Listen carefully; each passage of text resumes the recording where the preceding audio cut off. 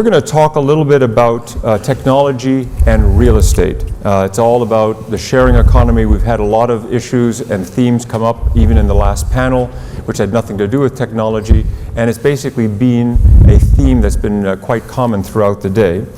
Specifically, we're going to look at the impact of technology on real estate and start to explore a little bit the frontiers between working, living, and sharing. So we have some excellent panelists here with you this afternoon, and I personally look forward to the discussion. But just a couple of comments first to begin with, actually four. First one, what is the broader context for this whole discussion? We've heard a lot about urbanization today.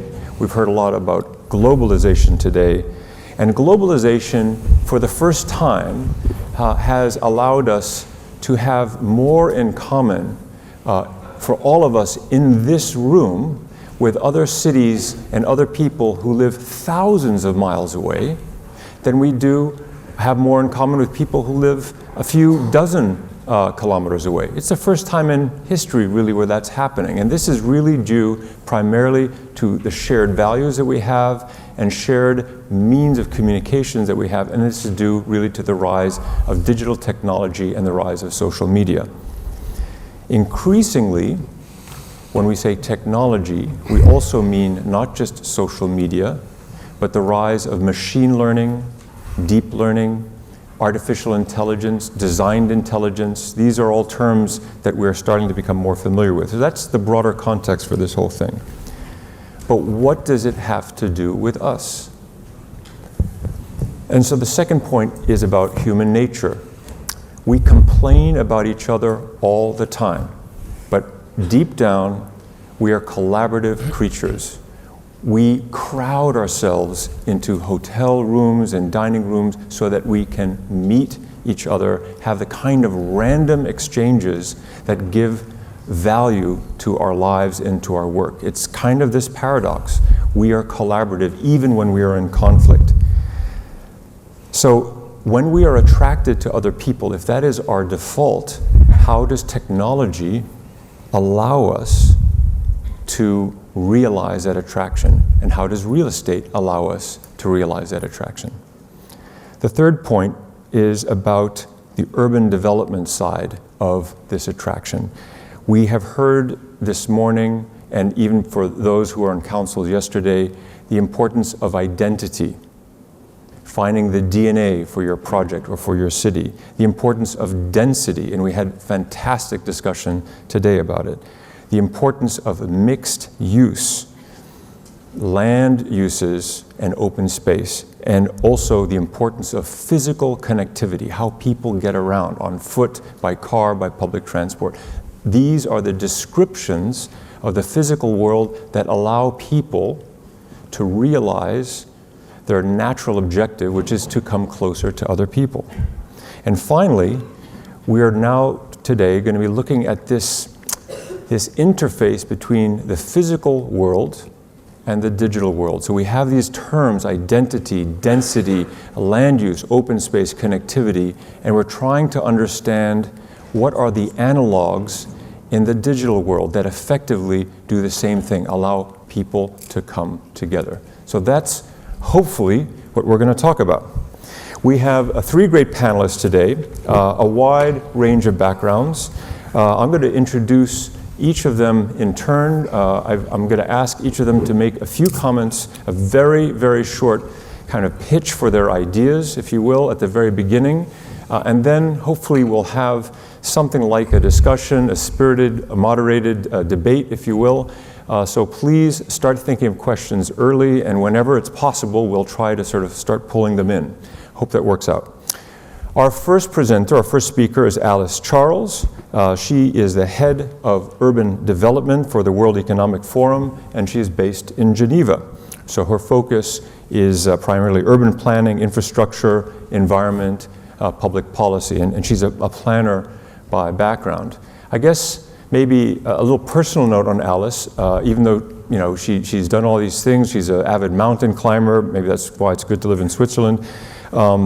She was attracted to the field of planning initially because of personal issues, disabilities, and confrontation with issues of aging in her own family, which led her to start thinking about how planning is a tool to develop public policy and perhaps make life better from those points of view. So Alice, please, a few comments first.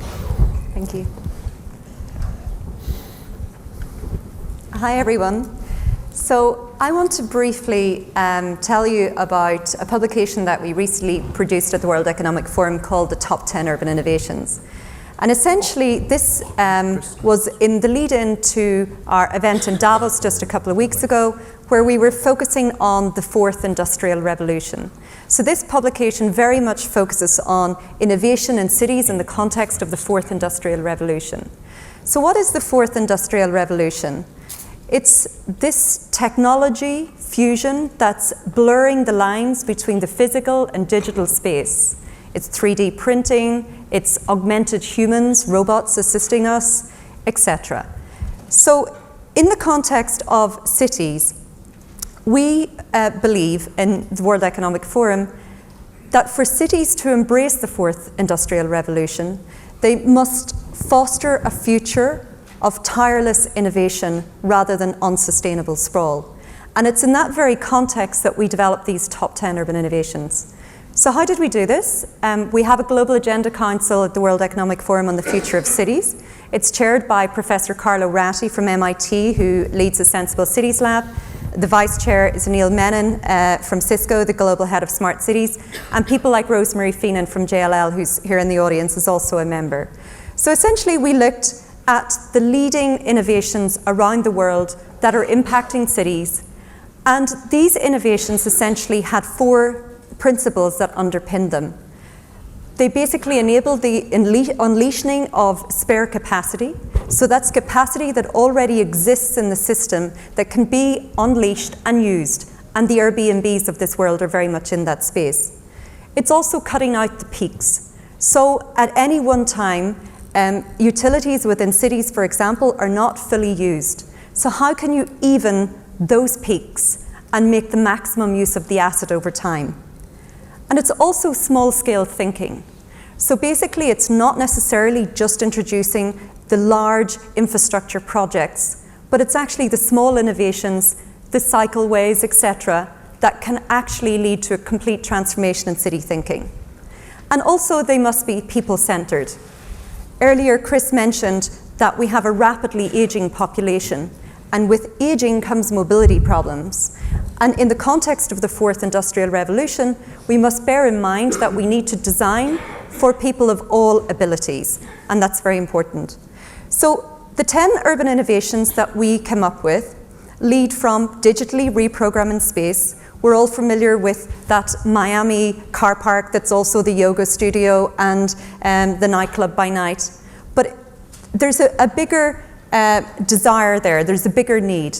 So as we have more autonomous vehicles, for example, in the future, road space, car parking space is going to be less required. So we need to think about how we can reprogram that space within our cities. Also, there's a desperate need to do more with less, and in that context, it means to densify our cities as well, and it means that we can deliver services in a much more efficient manner with less taxes. Our second innovation that we featured was the water net. So that's the Internet of Pipes. We recognize that by 2030, there will be a greater demand for water than supply. And as a result, it's very important to make sure that we do more with less. And the likes of Takadu, which is a company that's developed sensory technology to track the movement of water within water pipes, is really innovating because that alerts local authorities and cities to any sort of leakages that are happening in the system, and they can immediately go and repair them. We also featured a very soft innovation in the form of Adopt a Tree, which is an initiative that Melbourne City introduced. Melbourne City realised that if they were to try and combat climate change, they could do something very soft, and that was introduce urban forestry into their city. So they went about encouraging people to adopt trees. People even sent love letters to trees, believe it or not, and to get to know their trees, look after their trees, to make sure that their existing trees survived, but also plant new trees and really look after those trees as they matured over time. That has simple knock-on effects in terms of reducing the temperature, absorbing that flood water, etc. So it's a very real impact to a very soft solution. The fourth idea is around augmented humans. So this is in the context of mobility. There's augmented humans in the context of aging societies, where suddenly the robots will help humans who are elderly to go about their daily chores in the house. But in this context, we were looking at the augmented human in the next generation of mobility. And again, this is quite simple. It's looking at the Copenhagen wheel and how actually it can make cycling that bit easier.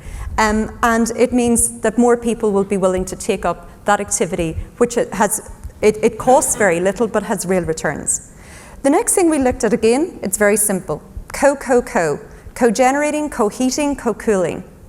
So this is looking at how you can use that heat that is generated and lost and use it to heat and cool buildings and cities. So for example, Danfoss is a company that's very active in this space, and they are looking at how you can take the heat that's generated from a power generation plant and use it to heat and cool buildings in China and elsewhere. And indeed, they've used heat from steel manufacturing plants, for example, to heat and cool cities in China.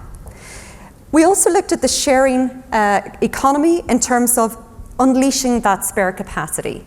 So you have Airbnb. This year we have the Olympics in Rio de Janeiro, and Airbnb are going to provide 20,000 bed spaces. That was 20,000 bed spaces that didn't have to be built and can be provided, and there's a real impact on the economy as a whole in Rio de Janeiro. We looked at mobility on demand, and of course Uber is really disrupting in this field. But Uber is going that step further. So in the future, look at all that information that Uber is gathering. They're actually going to use that information to help cities plan. Their data scientists are hard at work looking at migration patterns at the moment. So they're looking at which cities are actually going to grow actively over time, and obviously where they're going to concentrate their activities and increase the size of their activities. But that data is of vital use to cities over time. So I think that the impact that they're going to have on city development will only be seen in the next sort of 5 to 10 years. We also looked at very soft innovations in the form of Medellin. Medellin was a crime-ridden city in the 1990s. A new mayor came in, and he decided to try and redevelop the city, focusing on dealing with issues of social polarization. So what they had there was a lot of informal settlements in very hilly terrain on the edge of the city, and they developed a simple solution, which was a cable car, to connect that terrain to the wider city, bringing low-income families more widely into the city. We also looked at the smart array of lighting. And this is not just where cities decide to switch from having standard light bulbs to LED light bulbs, but actually they take that opportunity to go a lot further, and they introduce smart, intelligent street poles. These street poles, through the use of sensory technology, can gather all kinds of information about cities, on pollution, on noise, security, can monitor what's happening in the neighbourhood, and that information can be fed back in real time to a city to enable them to make real decisions. The final innovation that we looked at was around urban farming. We recognise that by 2050 we will have 66% of our population living in cities. And we will have a further 2 billion people on the planet as a whole. So how are we going to feed these people?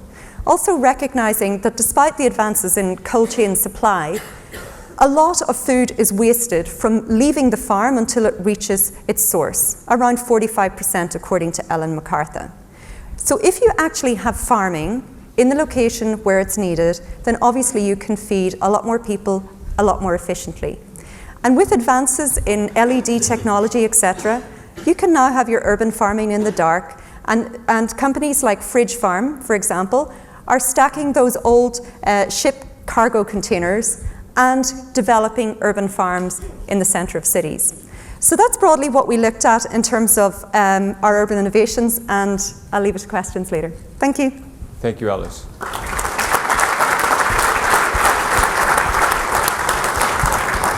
So we talked about fourth industrial revolution, the need for tireless evolution, the opportunities to use excess capacity, especially related to infrastructure, and then 10 examples of digitally integrated services, ranging from autonomous vehicles to the sensing, automated sensing of through water or Uber and everything else. Our next speaker is Koen van Ostrom, who is an economist by background. He is the founder of OVG Real Estate, the largest real estate technology company in the Netherlands, and he develops smart, high-tech office buildings as a primary focus, with a focus on performance and sustainability. One little personal aside: as a student in Rotterdam, a young, penniless economics student, Koen bought his student house. And by the time he graduated, he had owned 30 houses in Rotterdam. So that's an early start into real estate. Thank you, Koen. Thank you. It was quite easy. Prices went up, and I did a little bit of refinancing every year, and so it was sort of easy. We, as a company, ended up doing bigger projects, and what we see here is an overview of what we call the Kop van Zuid in Rotterdam. Some of the buildings that you see here have been made by my company. And what is interesting is that the reason that we were able to grow so fast and also to survive a crisis that was in the Netherlands quite a severe crisis was that we embraced sustainability a lot. I was lucky to meet Al Gore in 2007 and got really inspired by the whole sustainability movement, and then we got in the Netherlands in a little bit of a race with some other developers to see who could make the most sustainable building. And 5 years ago we were invited by Deloitte to make a new building in Amsterdam. It was a bit of a competition. We won the competition, and we made a building that you see here and that some of you might have seen by now because we have a lot of visitors, and it's called The Edge. And the interesting thing was that we made more or less a bet with the team that we could beat the building in London, the PricewaterhouseCoopers building, and make it the most sustainable building in the world according to the BREEAM score. As we all know, it's difficult to compare BREEAM to LEED, but we think actually BREEAM is more or less of the highest standard. And our team embraced the whole modeling that is around those sustainability scores, got all the points that they could. So there's hundreds and hundreds of biking park spaces there, and you can bring 2 bikes if you want. It's all available, got us a lot of points. But in the end, still, we were not close enough to win from PricewaterhouseCoopers. And then something interesting happened. By coincidence, I was sitting at a dinner next to the CEO of Royal Philips, the lighting company from the Netherlands. And he was complaining to me. He said, we have all this technology on the shelves and nobody is using it. And, can you do something? And I said, well, we would love to buy some technology because in this BREEAM score, we need to do some things to get so-called innovation credits. So, let's talk, let's bring some people together and let's do this. And he sold to me a system which is called Light over Ethernet. And an Ethernet cable is a cable that is a low voltage cable. We decided to use that, and it has the possibility as an Ethernet cable not only to send power one way towards the light, but also to get information back to a central computer. And suddenly in our building we had 40,000 lights, and so we had 40,000 sensors telling us what was happening in the building. And we got this BREEAM score, and we were celebrating and drinking champagne and saying this is all great. And then I met this Frans van Houten again, and he said, do you really understand what this means for your company, what you can do with all this data that is coming from these sensors? And I literally bought a book about big data, and I think we all heard about big data, and I was always like, yeah, that's interesting, but not really for the real estate industry. It must be for other people way smarter than the people that we have in the company, or me myself. But we started to read it, and we started to talk to people, and we were lucky that there was an amazing guy at Deloitte, their chief information officer, and we started trying to figure out what we can do with all that information. It's interesting that if you know who is where in the building, that there's a lot of things that you can do. For example, you can tell your cleaning lady, look at your heat map on your iPad, and you can see how many times the toilet has been used on a day, just by having a little sensor that just says who is in the toilet. We have coffee machines that have face recognition and have the ability, with big data, to say, we have this person, it's Monday, 8 o'clock in the morning, she needs a cappuccino. And then the cappuccino can be prepared already. There's a lot of fun things, there's a lot of serious things, and in the end it will lead to a situation where our buildings have the capacity to have 30 to 35% more people working in that building. And this is, for example, with the Deloitte building at this time, they have 1,000 people more in the building than they were expecting when they started the project, which means for them that the cost per employee in the Netherlands is the lowest in their best building. Their best building is in Amsterdam, they have buildings in other places in the Netherlands, but the best building they have has the lowest cost because it's so much more intensely used. This is going to change, we think, the real estate industry. We will see over time that all the buildings, we have seen a sort of a wave of sustainability getting into the buildings, and we will see a second wave of technology buildings being built, and there will be whole different ways of working. Difficult thing for us at the moment is that it's easy for us now to copy this and to make more technology buildings, and we'll see technology funds coming up, and the investors will react to it, and there will be a whole new movement. But we are afraid there will be big disruptors. We have seen Airbnb doing big things in the hotel market. We all know what Uber is doing in the taxi market. We have no doubt that there will be new business models in the office industry as well, and that things will look very different 10 years from now than they do today. And for us, the holy grail is to look at things. One last picture. This is a building we made in Berlin, PricewaterhouseCoopers building. We wanted to bring in the same technology here that we have in the Deloitte building in Amsterdam. But then you could see that both from the government side, for example, we were not allowed to use the water here in the River Spray to heat and cool the building, so the sustainability was not as good as we could do it in Amsterdam. The tenant in this case was not as open for change as the tenant in Amsterdam was. And so we'll see a situation where there's a lot of possibilities with buildings, but there's all kinds of old rules that will hold things back a bit. But in 5 or 10 years, I think cities will look very different than they do today. Thank you. Thank you, Quinn.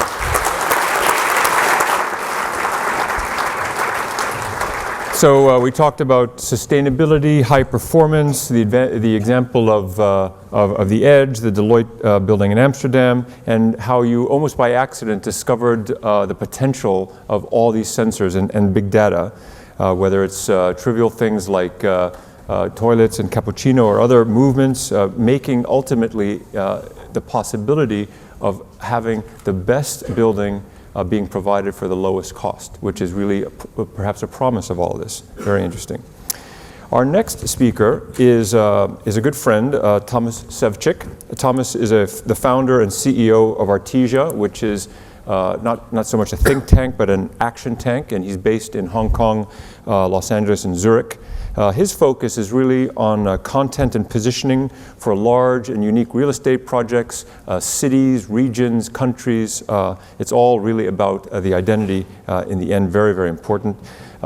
He regularly publishes a reading list, which is something I like to get. And by the way, if you have a chance afterwards, get a link from him. It's a really great reading list. And he's a great lunch companion. So, Thomas. All right. Yeah, this toilet thing reminds me or makes me a little nervous because, you know, Amazon has the idea that they will at one point find out what type of book you're going to read before you know the book.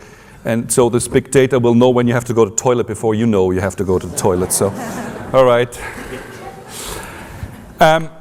I like to look at a little bit of different approach or a different aspect of technology and how technology is impacting our cities. And the thought, you know, the things I was looking at in the recent months, over the year. Some of you probably had the opportunity to discuss this with me already. We share in other ULI events or on other papers or so. Is basically the impact it could have on cities and how it will change the fabric of our cities. And how technology, especially in the form of a smartphone, will probably create totally new type of mixed-use developments, totally new type of opportunities outside cities. And I want to share this with you as an input for the panel discussion.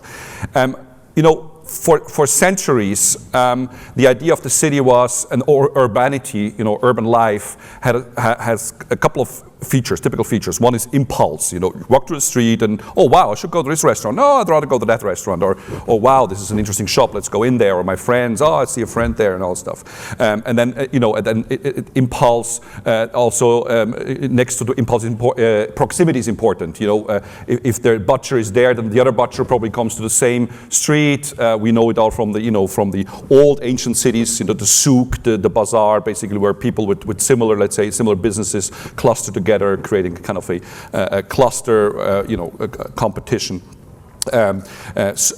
Important is frequency. Every retailer talks about footfall. We need a lot of people coming in. Now, this is all based on a very linear reading of the city, that people walk in the street and then they decide, impulse-wise go to a restaurant, or they know where the butchers are, or the many people go along the street, so that means, the business is good for a shop on that particular street. Now, the smartphone, in my opinion, and even if I live partly my time in LA, I'm not a tech evangelist, so don't worry, I'm not going to do this California thing here. The smartphone, I have to say, is probably the biggest game changer or disruptor after the car. The car changed our cities massively, as we all know. When the car came up, we had of course no problem with horse carriages anymore. We had a faster move towards into the city, sprawl, suburban lifestyles, shopping malls, so on, with all the negative connotations as well. And I think the smartphone is reconfiguring the city again. And what I want to show here with this graph is, for example, proximity. Again, the idea that something is next to each other on a street might not be true in the future, because if I have a smartphone and I push the button because this is where I get 20% off, or this is where my friends are, or this is my Facebook group who joins me somewhere else, proximity might be much more on a digital or virtual element, and the city, the physical space, is only the backdrop, the background of this digital world. So we now starting to go more and more into certain places in cities, already knowing where we're going, because the smartphone tells us, not in terms of the map, but tells us because we've been there before, because my friends are there, or whatever the reason is. So this will massively configure all elements which we take granted as urbanity and urban lifestyles, such as proximity, frequency, impulse. And I think this will have a very, very interesting impact on, and Chris and I debated this, many times over lunch, the idea of address. What is an address? What is Park Avenue? Will it be Park Avenue, or could Prada have a fantastic store on the 28th floor of a Hong Kong skyscraper and know exactly who is coming, because through social media they know exactly who is coming and the people will come. So what is a Park Avenue in the future? What is a Main Street in the future?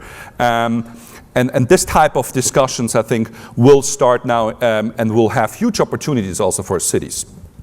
At the same time, I see a second technological impact on cities, and this is what I call the race or the quest or the movement towards zero emission. Now, we of course are not there yet, but in tendency, we're getting there. So we have production, who is now quiet. In the 19th century, we did this whole separation of functions, rightfully so, because you don't want to be in Manchester, UK, next to a factory. You just don't want to live there. But living next to a high-end bicycle manufacturing place somewhere in Zurich or so, yeah, it's actually quiet. It's totally quiet, emissionless.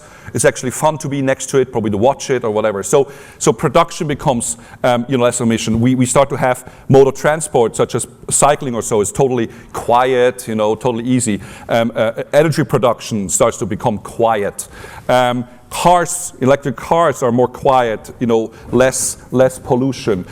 We start to work on surfaces. That in Hong Kong, in Tokyo and Singapore and so on, they start to have different type of surfaces, making it more quiet.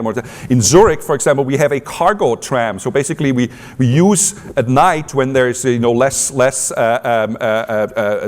tram traffic, basically for cargo. So in order to reduce the trucks coming in and out of cities, all this stuff, we're not there yet. We'll be moving towards zero emission. So we have digitalization, the smartphone, the social media driven, and the technological idea of zero emission, which, and this is my key point, will free us from the way we're doing our cities or we're creating our cities today. We have still zoning laws who are coming from the basically early 20th century, where again we had to separate functions because it was either unhealthy or it was better to be separated. Today we don't need them anymore, and the Rubik's Cube for me is a perfect sign of an ever-changing options of content and surprising proximities. We can have elderly living next to a luxury hotel, next to a production of high-end stuff, next to a co-working space, next to storage for art products, next to a student camp. No problem. You know, because these are all micro addresses, and each of these people go to these, you know, particular colors or whatever in this Rubik's Cube. So this will free up and will actually probably create for the first time in history real mixed use. You know, ladies and gentlemen, most of us when we do mixed use, we do a little retail with a nice hotel, you know, office, you know, probably a nice art gallery or so. This is real mixed use, and I think this is massively going to impact how we can create these cities and how we can actually also make them more interesting, more vibrant, and more dynamic. And of course, it will also mean that we need new type of financial models, new value models. Again, when we have less of an address or stable addresses, and in a way, and it's interesting. I looked at a historical example. In a way, we're going back to medieval cities, you know, Venice or actually, to be fair, to a certain point, today's Hong Kong or so, where you have this all kinds of different mixes together in very close proximity, and it perfectly works. So I think we have to rewind almost the 20th century of the idea of strict zoning and building codes, which served us probably well in the beginning. It was necessary. But it starts to hinder ourselves now in our development. And where do I see actually this impact of this, what I call new algebra, these new options fueled by the smartphone on the one hand side, and let's say the emission-less or the movement towards zero emission. Again, real mixed use. I think there's going to be new combinations of mixed use options which were before not possible, either for financial reasons or for zoning reasons, or again for address reasons, because it was not logic to have certain functions coming together. The second one, and I must say, so far today I had not heard too much about suburban sprawl. You know, we're here in the middle of Paris. We tend always to talk about inner cities and density. It's all great. But I mean, in most of the cities, about 2/3 of people live in some kind of suburbs, banlieues, sprawl. I think these new options, this new content mix, could be a kind of a solution for sprawl. We basically, you know what? We tackle sprawl with sprawl. So basically we can have new types of surprising functions out there. You start to see it. You start to see, for example, certain art museums, city art museum moving to the suburbs, deliberately so, to create again, you know, urbanity. So we can do that because people fueled by public transport, by smartphones, will go there. So this is, I think, a huge opportunity to somehow tackle the huge discussion, this huge challenge we still have in the suburbs. And the third thing is, and I mentioned this a little bit yesterday when I, in one of the councils, talked about a project for an airport. I see more elements or more examples of what I call para-urbanity. I think we can create urban structures in surprising places, in places not possible before. Yesterday we talked about Munich Airport, you know, at airports or in special zones or in remote areas. We see now I'm Swiss, we see in the Alpine mountains, we start to see kind of para-urban structures, you know, skyscrapers or so coming up in strange places. Again, because this reconfiguration of functions and uses is now possible. So this para-urbanity, I think, is also a huge opportunity to move away from very dull, you know, monostructures, monofunctional structures. So to summarize, I think the smartphone is a game changer with, of course, all the baggage it comes with, the social media and so far, because it is a kind of a digital urbanity, which is almost like a new layer on a city and will influence the physical space. And together with less and less emission and less pollution problems, we will have the opportunity to reconfigure and remix our cities. And an optimist as I am, actually for the better and for actually much more sustainable future cities. Thanks very much. Thanks, Thomas.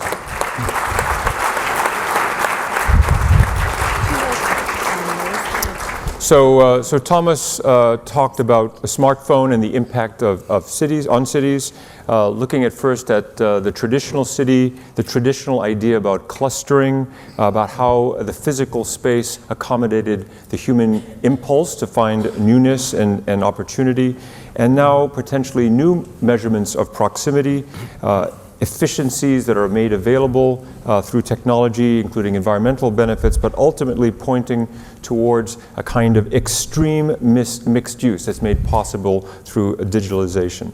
Okay, friends, we have 3 speakers, all roughly clustered around the idea of technology. Alice really focused on policy, public policy, and some of the drivers related to technology there. Koen talked about a physical asset. How is the physical asset of the building itself completely transformed because of technology? And Thomas talked about the impact of technology on urbanity and lifestyle. I think these are 3 very, very broad ideas. I have a few questions, actually, just to get things going. Everyone sort of talks about the digitalization, these new platforms, new forms of communication, standards, and so forth. What is the role of governance in this? Thomas, you talked about zoning and the effect, we're having a clash now between a traditional form of zoning and perhaps a new need for governance. But what are some of the issues that we've come up against that relate specifically to governance, and how we don't really have a language of governance right now to make best use of these efficiencies and this digitalization? Anyone want to pick that up? Sorry, I'll start because I was kind of still in the mood, and then I'll wind down. Don't worry. I think governance, one point governance needs to be around inclusion, exclusion. I think, it sounds all great what we've heard from all the 3, what we've heard from my, fantastic new opportunities, and I see all these eyes, think about, wow, next great mixed use, I'm gonna make even more money. The problem, or one of the challenges, will be inclusion, exclusion. Mixed uses or this type of new proto-urbanism, is often on private ground, is often very clearly steered towards certain socioeconomic groups. We're already seeing a redefinition of public space. It's in many cities difficult to meet not in a Starbucks, just in a neutral space, in a non-commercial space. So I think this will definitely be something where we need to look at, and probably will have governance issues. The inclusion, very exclusion, and this is a key topic, the whole inequality, and who owns actually the city, and who can access cities, and who can access these new type of technologically advanced and remixed cities. Alice? I think one of the big issues for cities as they try to embrace the likes of the 4th Industrial Revolution is capacity. They don't necessarily have the capacity in-house or the understanding of what's happening, and they tend to work in silos. They don't work collaboratively. So it's very difficult for cities to develop policies that are going to keep pace with the rapid changes that are happening in digital technology. Just also to build on the inequality piece, I think that where that is most evident is in the likes of India, for example. So you can really see the need for technology in Japan, where you have a rapidly aging population, and the augmented human can really assist that elderly population, particularly as it's quite a homogeneous society that's not particularly open to migration. In India, for example, where you have 1 million people a month joining the workforce, and a lot of those people are not actually skilled, I think this presents policymakers with huge challenges about whether to embrace the 4th Industrial Revolution or not, bearing in mind that they have all those people that they need to find work for. We remembered, for those of us a little bit older, the VHS versus beta, standards battle. Koen, do you see governance as far as the physical asset going, effectively being a corporate standard, a manufacturing standard? Who's going to make the shared platform standards for technology in the future for buildings?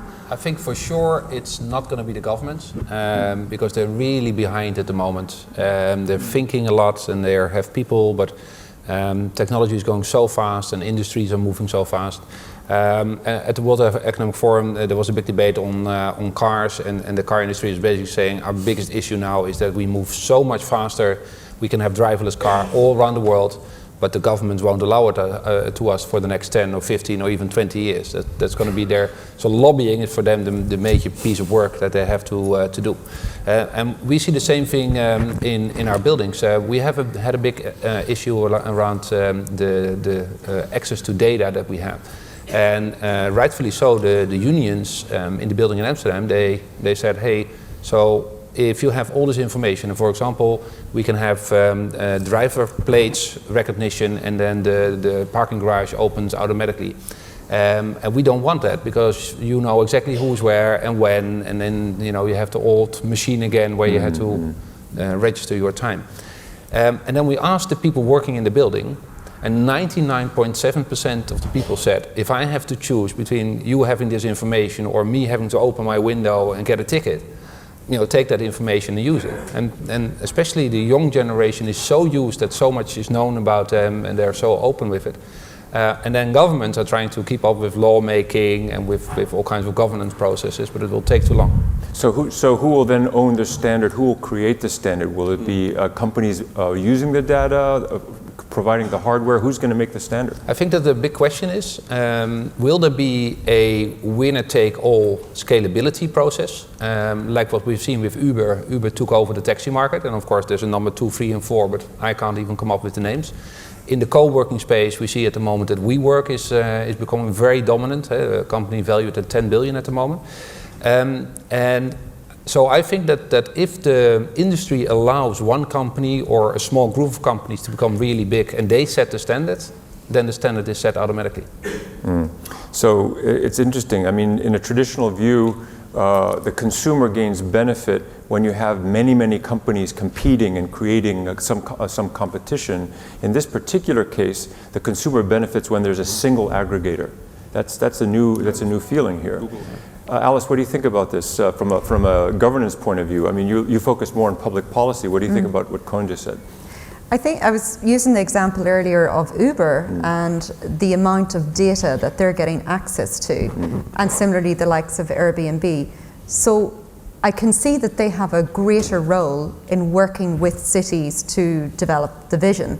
That of course has positives and negatives because, are they going to be purely thinking from a bottom line perspective, or are they going to think from the citizen perspective? So it has pros and cons, but certainly the amount of data that they're generating impacts everything that happens in a city. And just using the example again of Uber, they do not see themselves as a taxi company. They're a logistics company, and they're also a company that will be involved in developing strategy for cities in the future. Right. Another example, if I may, I talked to the guy that develops the King Abdullah Economic City in Saudi Arabia. And he told us that they stopped doing the development. They started a couple of years ago, but they figured out that they were doing it in the 20th century way of making cities. And they figured out it doesn't make sense anymore because you have driverless cars, probably the roads will look very different than they would look if we have automatic cars. And they started to talk to Alphabet, so the mother company of Google, that is researching a lot about how should airlines work, how should cities work, etc. And they made a joint venture, and they're looking now how sort of a computer-generated city with all kinds of new functions, and where water management is done in a different way, and where parking and logistics are done in a different way. If you completely start all over again with all the knowledge that we have as humanity, then you design a very different city. And that's where governance comes in again, because then who controls that city, who leads that city? Is that Alphabet, or is that a chosen, democratically chosen person? Right. But in the extreme world that we're talking about here, I mean, Alice, you said, we have to think about what's good for the citizen versus what's good for the company. In this particular case, the measure of success for the citizen and the company may actually be the same thing, which is extreme access. As long as you have access and the access is seamless, that potentially is good for the citizen, but it's also throwing off tremendous amounts of data for the company. Is there a conflict here? Thomas? Yeah, but the question is, how do you define access? I mean, so you're looking at just the Rubik's Cube idea. the Rubik's Cube symbol. I mean, with all the data you're starting to collect, everybody else collect. The next step is, for example, that Chris, you can have access, but only to the green areas. Or access only to the yellow, or only green areas on Friday or so. So the thing is, with all the technology craze, and I'm a total fan of it, and I think it hopefully makes our cities more efficient, more resilient, and so on. I also want to make the case for the unsmart city, for the ugly city. Cities historically always had areas of freedom, of non-surveillance, non-structure, almost lawlessness. Certain areas of cities, and funny enough, many areas or many quarters or neighborhoods we all find super cool now. Meatpacking in New York, or I don't know, Sheung in Hong Kong, or Chaiwan in Hong Kong, Fortan, all the artists, we all run there as collectors and buy their stuff, blah blah. I mean, they started as probably people squatting, people kind of, it's illegal, it's dirty, it's half legal to live there. Police doesn't show up that many times, also. And I think we have to be careful, and this is also when I hear always this smart city thing, of course it's also a marketing thing by big companies who need businesses in the city, that's okay. But we need also to make sure that we have this unsmartness and these ugly sides of cities. Many ideas or inventions or whatever have been done probably in like some warehouses on converted stuff, and not with like super. For me, it's actually a slightly alarming sign that the Googles and all these are now moving into these perfect, shiny, at the end of the day, star architecture buildings. This might be also a bad sign, for a moment. And I think this is definitely so. Access, in my definition, for example, also means that, for example, cities have areas where it's unclear and everybody has access, or the access is absolutely not defined, or and so on. Yeah, I want to circle back to this issue of public access. Some of the previous panels and earlier yesterday, we talked a lot about the importance of public space. We talked about how, in some ways, our zoning regulations are there nominally to protect people from something that no longer needs to be protected in a world that's growing very, very quickly. For example, right to light, when that's not really the issue. So we talked, there are mechanisms here to create or to obtain public goods out of private property. We call it, in the US, as eminent domain or compulsory purchase.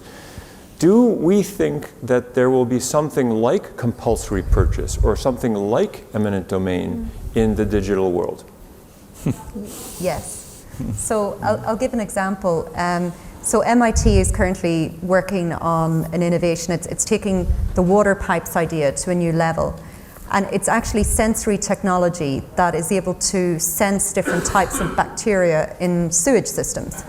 And it can actually monitor the health of people, and it can trace, we'll say, something like Ebola back to the very source. Now, the police services are already intervening because they're going, okay, this is great, we can actually trace drugs back to source. So I think that kind of example where it's very much in the public good, it certainly may be captured by public health authorities or police forces. Claiming bandwidth or something. Exactly, yeah. Any Thomas, any comment on that? Well, what strikes me is that there's a saying that if it's free, then you're the customer, and somewhere there is a price to be paid. What we see in our buildings now is that everybody gets an app. So also we then start to talk to people like Google, and so how do we monetize it? What should we do with it, etc. And they told us that if you have all that information, and if you have not one building, but if you would be able to connect, let's say, 100,000 buildings around the world with that same app, what kind of possibilities you have and what you can do with all the data. And that was sort of, I found it interesting, but also a bit scary to see what is happening there. And I have no doubt that also in the real estate industry, there will be a company being the winner, setting then the standard, and then having access to all the information and all the products that they can sell in that platform. Because that's the most useful also for the consumer, ultimately. We're focusing on a lot of the potentialities of digitalization, extreme mixed use, environmental benefits. What are some of the unintended consequences of this kind of evolution? What these innovations are going to completely transform not only our cities, our workforce, our physical assets. What are some of the unintended consequences? So one of the topics that we actually discussed in Davos, for example, was war and the Fourth Industrial Revolution. So in that context, you already have drones being used in warfare, but what was being discussed is the idea of robots going to war and how real that is, and it's considered that that's actually something that is very real. So I suppose that's a negative consequence of what's been invented. Here in Paris, it happens in London as well, big debate about Airbnb. On one hand, it enfranchises lots of property owners, makes many, many more rooms available for visitors, but effectively reduces the amount of housing stock available for people living in the city. This is a little bit the route I would take. I'm a little concerned, and you can start to see it in certain examples in cities, about the stronger distinction between made money cities and make money cities. That technology or all these new kind of, let's say, structures and the developments in society, also machine robots and so far, could create even more polarization in our society and inequality, and then also would actually augment the development we already have of this, what I call made money cities. So we could start to have like fantasy cities, I mean, I don't want to be rude here, I'm Swiss, so I'm kind of, close here, but I mean, elements of Paris starts to be a kind of a made money fantasy theme park cities. I wonder really how many real true Parisians can still afford to live intramuros, dans la périphérie. And Venice, of course, that smaller cities, of course, you see elements of London, you have areas of London where you have only 40% of the apartments are being normally occupied.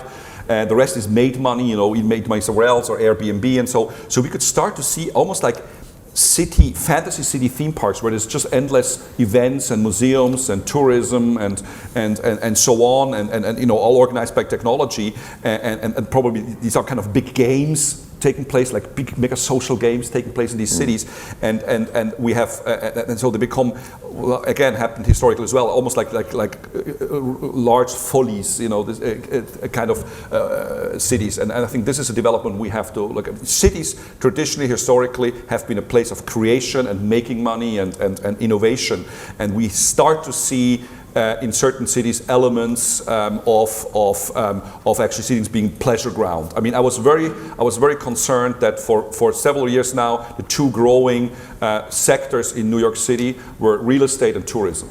Of course, we all know the banking sector had difficulties and all stuff, and that's for me an unhealthy thing. Right. Nothing against tourism, nothing against real estate. We're all here at ULI, it's all great, but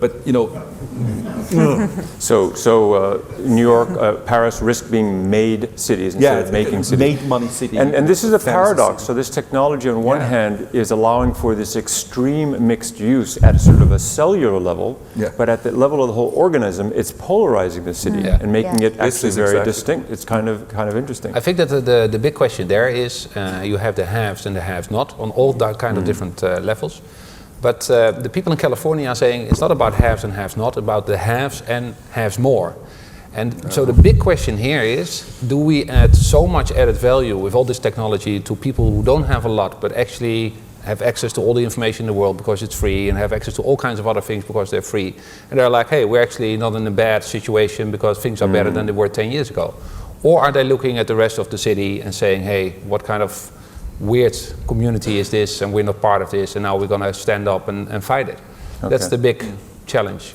We're going to open up to questions in a minute. I wanted to ask one last question from my side, just focusing on autonomous movement, driverless cars for a minute.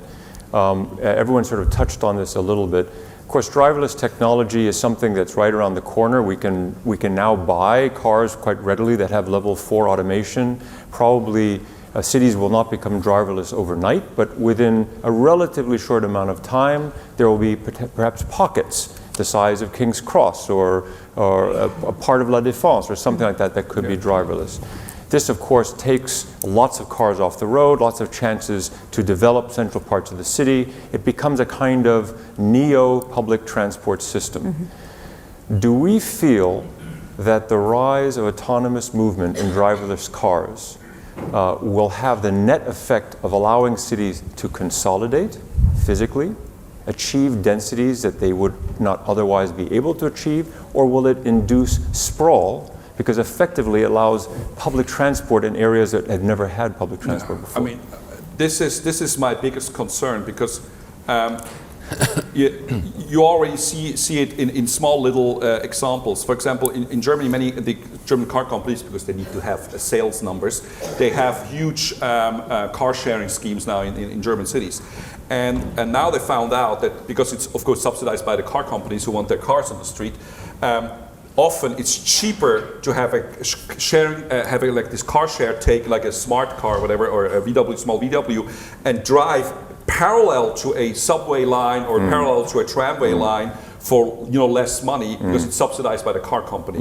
But of course, still with a lot of more emissions, still parking problems and all this kind of stuff. So we have to be careful that the driverless car is not being seen as the only solution, and then we forgot that in many cities, and honestly say, I know we're a European panel here, and your examples are all great, and no criticism. But what is interesting, we always have Western examples. Melbourne, and all great. The real mega cities are in Asia. This is London or Paris is small fantasy towns. I mean, this is the real stuff is in Asia. I mean, I live in Hong Kong. It's part of Pearl River Delta. 80 million people. 80 million people. So this is where we're talking about now.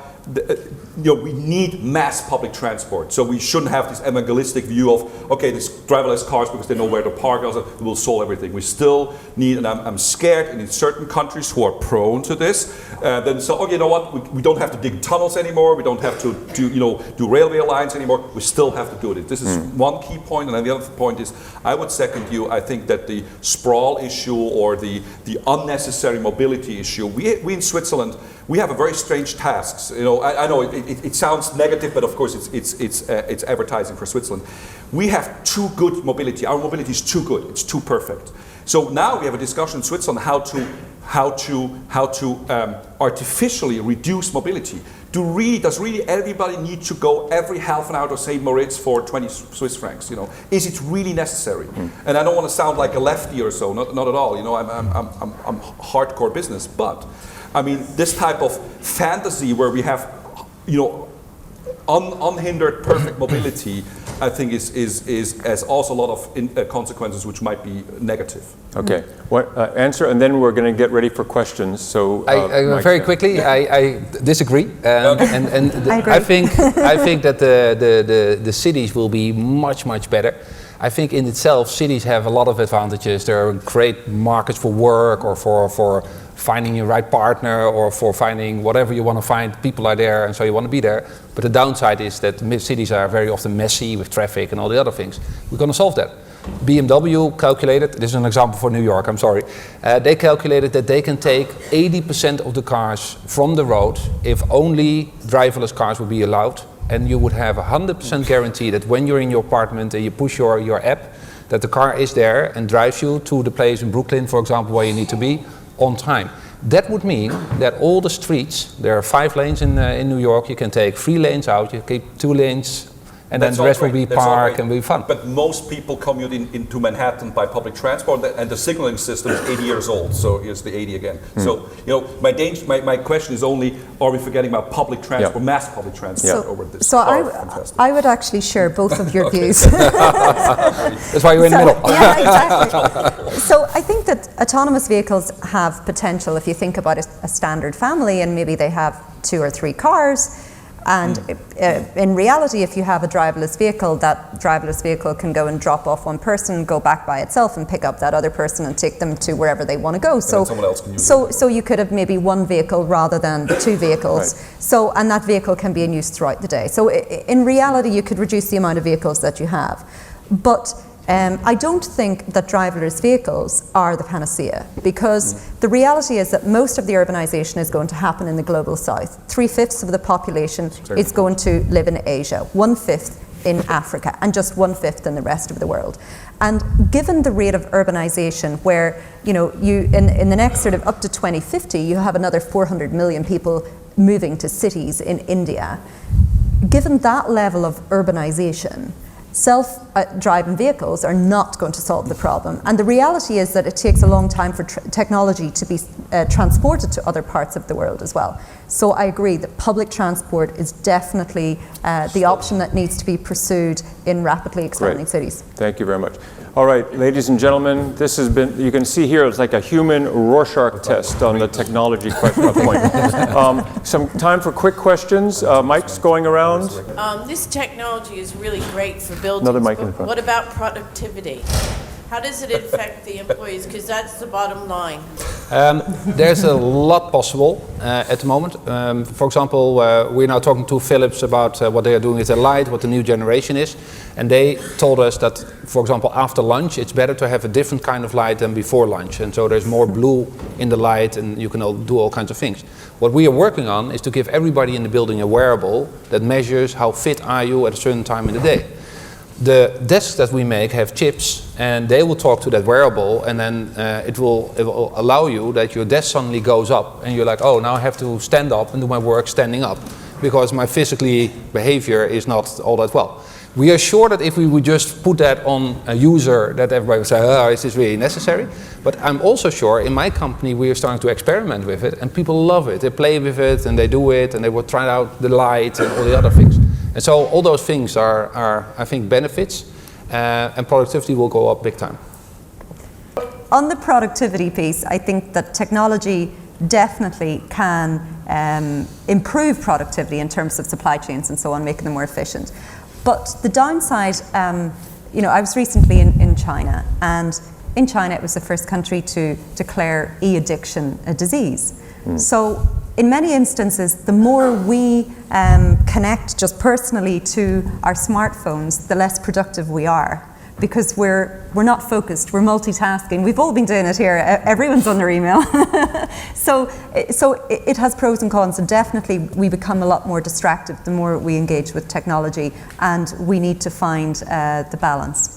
I think in the short term, just to cut the whole question I had short, technology is an amazing answer. It's going to make our lives much easier, much cleaner, much more efficient. But I think there's going to be a big backlash because I think technology is the great segregator. Mm-hmm. It enables such efficient relationships, whether social or commercial, that you will be tempted to exclude all these unneeded relationships, and therefore I think it's going to have a polarizing effect. I think there's going to be a big backlash. Second point is there's a great but unmeasurable benefit to spontaneity. Yeah. How many times have you turned the corner in London or New York and said, oh wow, I've just discovered something new? Yeah. And I think if you go to the history of innovation and look at inventors, Thomas Edison, for example, how many things were discovered by accident? So in general, I think we shouldn't overestimate the benefit to efficiency, because I think it's an innovation killer and a polarizer. I was just 10 seconds, absolutely agree. Just for the ones who are now investing into Berlin, I lived in Berlin, West Berlin, and wall came down, I had this all. Part of Berlin's magic and story is the fact that it was actually always an un-German city. That the laws were not really enforced. My wife was, totally living illegally when I met her, and I found it actually very cool and all this kind of stuff. And back to your bathroom issues. It was kind of easy for male party goers to, let's say, whatever. So all kinds of stuff. So yes, and that's part of the magic of Berlin. And now it's a business model. So the unfinished, the dirty, the not perfect elements of a city is key for urban development and also for innovation. I totally agree. All right, the facts on the ground now are the last two questions are going to go with the people who actually have the microphones. Who are they? Who has the microphone? Okay, go ahead. First question. Cohen, when you talked about the Deloitte building, you didn't mention that the PwC building that it squeaked past is a retrofit of a shocking 1980s building rather than a new build. So how do we achieve all this marvellous technological change within the fabric of what we've got already, rather than knocking everything down and starting again? Okay. That's an interesting question. We just bought the building, and we are retrofitting it at the moment. And it turns out to be a lot harder to do an existing building than to do a new building. However, a lot of the new technologies that come up to the market, and this light over Ethernet, for example, to go into the specifics, you really have to take down the ceiling, you have to do all kinds of things to make it work. But there's new sensoring materials coming from Silicon Valley that are really cheap. They cost a couple of cents per item, and you can just stick them to your ceiling, and then you have the same access to data as you would have with this, let's say, more technically advanced Philips light over Ethernet system. So I think also here technology will win the day. But I totally agree that the big thing ahead of us is how are we going to make our cities smarter and with that carbon neutral. And I'm optimistic that technology will do that. Good. Last, new business models. Just on the retrofit piece, I suppose we are all seeing the emergence of the circular economy. So we now need to reuse and upcycle, and that applies to buildings as well. Whilst it may be more costly in the short term, in the long run, the gain is greater. And technology has evolved that you can actually retrofit existing fabric. Okay, well, I think we're going to wrap up. Just very, very quickly, some very interesting discussion, as you can see. I think there's some consensus on this panel and in this room that keeping pace is really going to be the greatest challenge, and that relates to governance as well as the platforms. Some discussion about what is good for the citizen versus what is good for the aggregator of the data, in this case.